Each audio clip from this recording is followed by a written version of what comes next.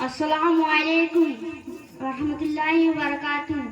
الحمدللہ وحدہ والصلاة والسلام علی من لا نبی بعد اما بعد. میرے معزز ساتھیوں، آج کی میری گفتگو کا موضوع ہے قبر کی عذاب. یہ ایک نہایت اہم اور سنجیدہ موضوع ہے کیونکہ قبر ہماری دنیا اور آخرت کے درمیان پہلا پڑاؤ ہے.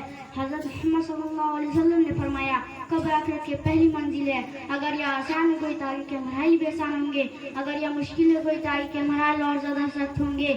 جب کوئی دنیا سے رخصت ہوتا ہے تو قبر میں اتارا جاتا ہے. یہ دنیا کی نظر پہ تو مٹی کا گھڑا ہے، لیکن یہ جنت کے باغوں میں سے باغ ہو سکتا ہے اور جہنم کے گڑھوں میں سے گڑھا بھی.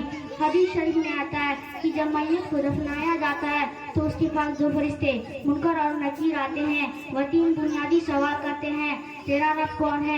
تیرا دین کیا ہے؟ اس ہستی کے بارے میں کیا کہتا ہے جو تمہارے درمیان مبعوث کی گئی؟ مومن پورے یقین سے جواب دیتا ہے: ربی اللہ دین الاسلام ھذا محمد رسول اللہ صلی اللہ علیہ وسلم.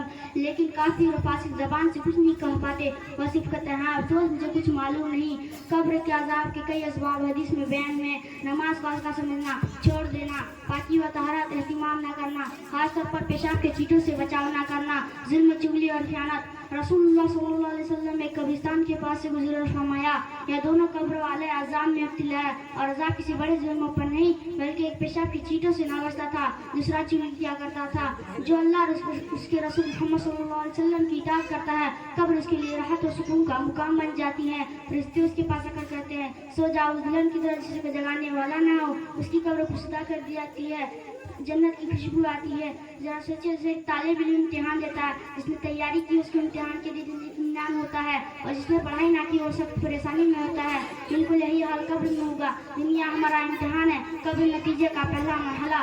بھائیوں اور بہنوں، ہمیں قبر کے عذاب سے بچنے کے لیے نماز کی پابندی کرنی چاہیے، زبان کو جھوٹ، غیبت اور چغلی سے بچانا چاہیے، طہارت کا خیال رکھنا چاہیے، قرآن کی تلاوت اور ذکر الہی کو اپنی زندگی کا حصہ بنانا چاہیے.